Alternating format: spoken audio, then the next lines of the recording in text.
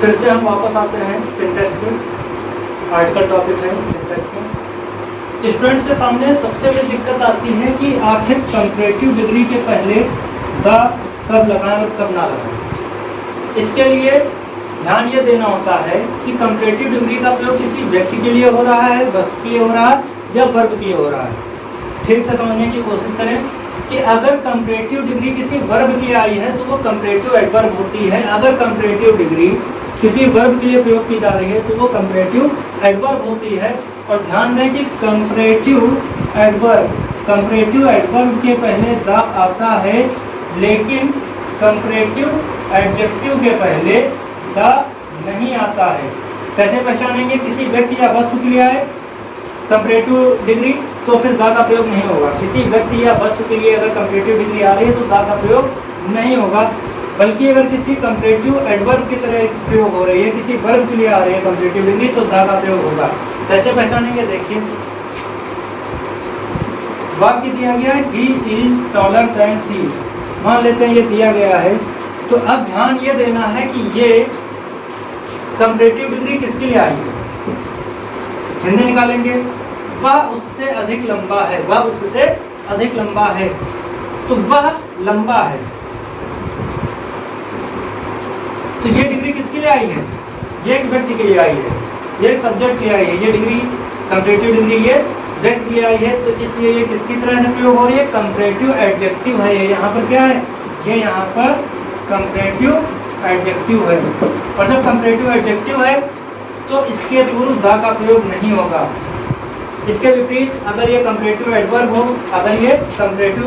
हो, तो द का प्रयोग होगा। वैसे अगर कंपैरेटिव डिग्री किसी वर्ब के लिए आई है तो द का प्रयोग होता है इसके पूर्व। इस तरीके से जितना तुम प्राप्त करोगे, मोर मीन्स जितना अधिक, मोर मीन्स जितना अधिक प्राप्त करोगे, गेट मीन्स प्राप्त करना, उतना अधिक तुम चाहोगे, उतना अधिक चाहोगे। अब हिंदी जब निकाला गया तो देखिए ये मोर किसके लिए आया? मोर आया है ये गेट के लिए, वर्ब के लिए आया है। हिंदी निकालने पर पता चलेगा कि जितना अधिक प्राप्त करोगे उतना अधिक चाहोगे। तो ये क्या है? ये कंपैरेटिव एडजेक्टिव नहीं है, कंपैरेटिव एडवर्ब है। क्यों? क्योंकि ये कंपैरेटिव डिग्री किसकी आ रही है? वर्ब की आ रही।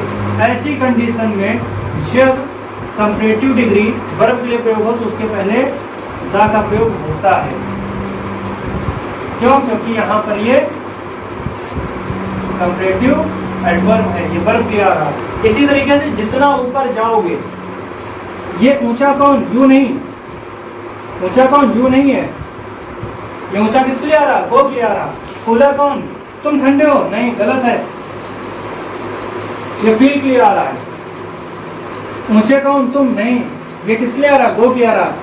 तो ये साफ पता चल रहा है कि ये वर्ब के लिए प्रयोग हो रही है, कंपैरेटिव डिग्री वर्ब के लिए प्रयोग हो रही, तो यहाँ पर द का प्रयोग होगा।